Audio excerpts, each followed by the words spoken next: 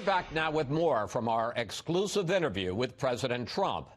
About an hour before we sat down with the president, there was breaking news. A ruling on the CNN lawsuit against the White House for pulling a reporter's press pass.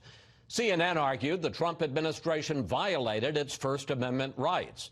Administration lawyers said Mr. Trump can exclude any reporter he wants from the White House grounds. And that's where we started in the second part of our interview with the president.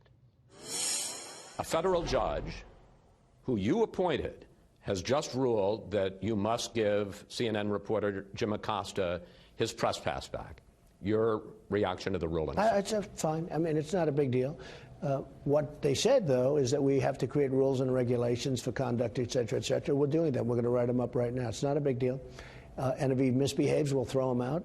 Or we'll stop the news conference. Actually, what are your rules going to be? What is it that you're saying? They're doing them now. This is over the line, and you lose your press. Yeah, they're doing them now. I mean, we'll have rules of decorum. You know, you can't keep asking questions. We had a lot of reporters in that room, many reporters in that room, and they were unable to ask questions because this guy gets up and starts, doing what he's supposed to be doing for him and for CNN, and just shouting out questions. But I will say this: look.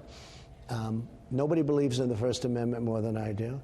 And if I think somebody's acting out of sorts, I will leave. I'll say, thank you very much, everybody. I appreciate you coming, and I'll leave. And those reporters will not be too friendly to whoever it is that's acting up. Why didn't you call on Acosta in the first place? I mean, it seems to me there's a simple solution here. Just don't call him. Actually, I like to do it, but in many cases I don't. He'll stand up. He's unbelievably rude to Sarah Huckabee, who's a wonderful woman. Unbelievably rude. And I see that, and I actually ask her the same. Why do you call on these people that are so nasty? And I think one of the things we'll do is maybe turn the camera off that faces them, because then they don't have any airtime. Although I'll probably be sued for that, and maybe, win or lose it, who knows? I mean, with this stuff, you never know what's going to happen. Let's get to the bigger issue. In 2017, last year, you tweeted this, and I want to quote it accurately. The fake news media is not my enemy. It is the enemy of the American people. It's true, 100%. Not the media. I'm glad you're finally quoting it correctly, because they like to leave the fake news. Okay, out. But that's what you said. The fake news. So the people that are supporting me in particular, they're very smart people. They're hardworking, brilliant, great people. They know when the news is fake, and they get angry when they see all of the fakeness. Frankly, the networks. There have been people who've been critical of other presidents. No president has liked his press coverage. John Kennedy, in your Oval Office, canceled the subscription to the New York Herald Tribune. Nobody called it the enemy of the American people. Chris, I'm calling the fake news is the enemy. It's fake. It's phony.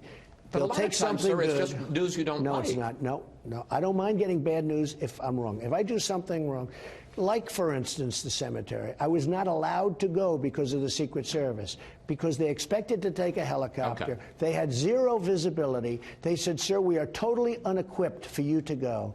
In addition to that, the cemetery was far too far away from Air Force One, which is sort of like a control center where you had to be near. Not one paper that I saw wrote it that way. They said I stayed out of it because of the rain. And yet, the following day, I made a speech at the American Cemetery. It was pouring. It wasn't even really raining the first day, but the fog was tremendous, okay? But, sir, leaders in authoritarian countries like Russia, China, Venezuela, now repress the media using your words. I can't talk for other people. I can only talk for me. I will tell you. But you're seen around the world as a beacon for repression, not for... I'm not talking about you, but you sometimes maybe, but I'm not talking about you. The news about me is largely phony. It's false. Even sometimes they'll say, sources say. There is no source in many cases. In many cases there is. I understand you don't like your coverage. No. Can I just bring the bigger 94% Can I bring the bigger issue up? Yeah. Bill McRaven, retired admiral, Navy SEAL, 37 years, former head of U.S. Special Operations. Hillary Clinton fan. Special Operations Hillary Clinton fan. Who led the operations, commanded the operations that took down Saddam Hussein and that killed Osama bin Laden, says that your sentiment is the greatest threat to democracy in his lifetime? He's a Hillary Clinton backer and an Obama backer. And frankly, he was a Navy SEAL. Wouldn't it have been nice if we got Osama bin Laden a lot sooner than that? Wouldn't it have been nice? You know, think of this. Living in Pakistan, beautifully in Pakistan, in what I guess they considered a nice mansion. I don't know, I've seen nicer. But living in Pakistan, right next to the military academy, everybody in Pakistan knew he was there. And we give Pakistan $1.3 billion a year. And they don't tell him. They don't tell him. You're not even going to give them years. credit for taking down bin Laden? They took him down, but look. There's news right there. He lived in Pakistan. We're supporting Pakistan. We're giving them $1.3 billion a year, which we don't give them anymore, by the way. I ended it because they don't do anything for us. They don't do a damn thing for us. I'm totally in favor of the media. I'm totally in favor of free press. We've got to be fair press. When it's fake. But the president get to decide what's fair and what's not. I can tell what's fair and not. And so can my people, and so can a lot of other people. I understand that, but when you do something very good and they write it badly, and this is consistently, when you, as an example, rarely do they talk about... Barack Obama whined about Fox News all the time, but he never said we were the enemy of the people. Well, no, he didn't talk about the news. He didn't talk about anything. I'm only saying it very differently than anyone's ever said it before. I'm saying fake news, false reporting, dishonest reporting, of which there is a lot, and I know it. See, I know it because I'm a subject of it. A lot of people don't know it, but when I explain it to them, they understand it. And Chris, you know that better. You don't have to sit here and act like a perfect little, wonderful, innocent angel. I know you too well. I knew your father too well. That's not your gene. But let me tell you, I think some of the coverage of you, sir, and I've said it on the record, is biased. But I don't think that most of it is biased. I don't know, but the idea that you call us the enemy of the people. I'm not calling you that. I'm talking about we're all together. You don't understand it. We're all together. No. I'm not calling you.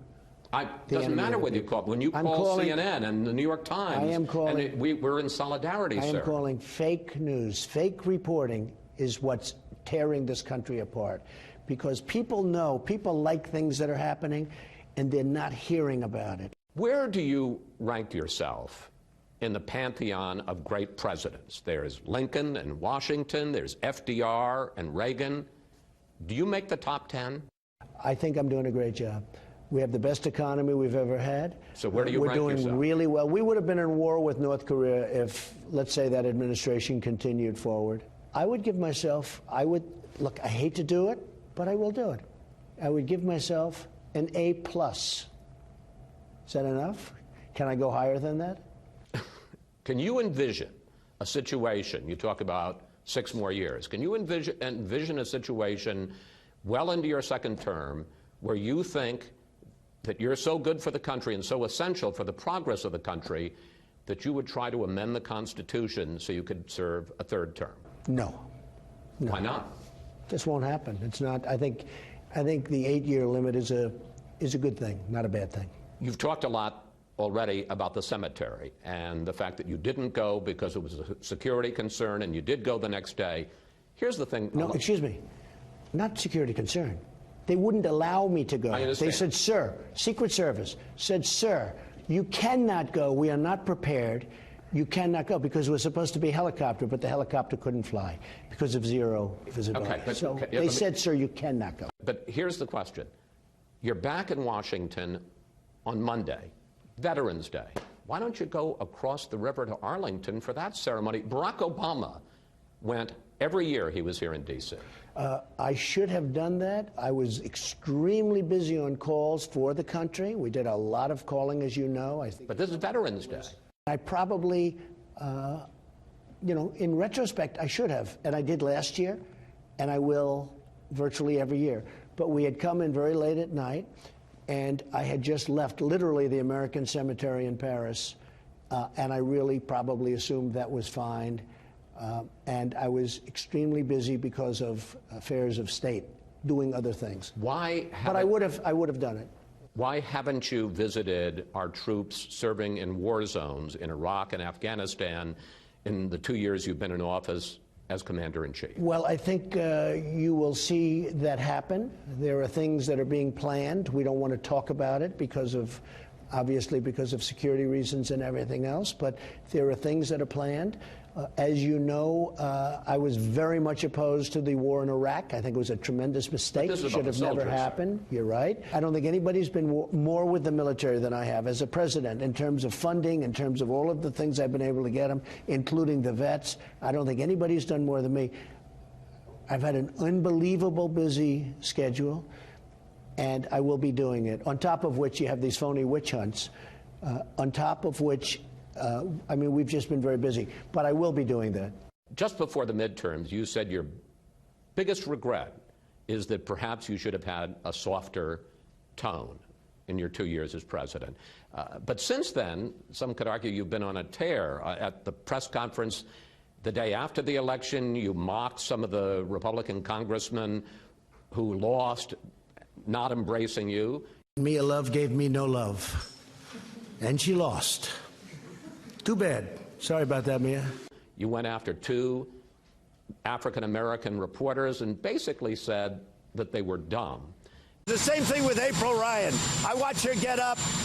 I mean, you talk about somebody that's a loser. She doesn't know what the hell she's doing. Do you want them to rein in Robert Mueller? What a stupid question that is. What a stupid question. But I watch you a lot. You ask a lot of stupid questions. Question. I was in St. Joe's, Missouri this last week, and I was talking to a lot of loyal Republicans. They love what you've done to the economy. They love the fact that you have basically put ISIS out of business. The one thing they say is, why do you have to be so divisive? Why don't you do more to bring the country together? I think that if I was very different, I wouldn't have gotten what we had to get. We got the biggest tax cuts in history. We got Anwar approved. We got rid of the individual mandate, which was the most unpopular thing you can imagine, health care. I got rid of it. Everybody said it would be impossible to get rid of it. And many, the regulations. I think if I was, more modified, more moderate in that sense, I don't think I would have done half of the things that I was able to get completed. With that being said, other than you have to have a certain ability to fight back, and as you know, people have, they take strong stands on me both ways, love and hate. I'd like to see it a little bit maybe more right down the middle.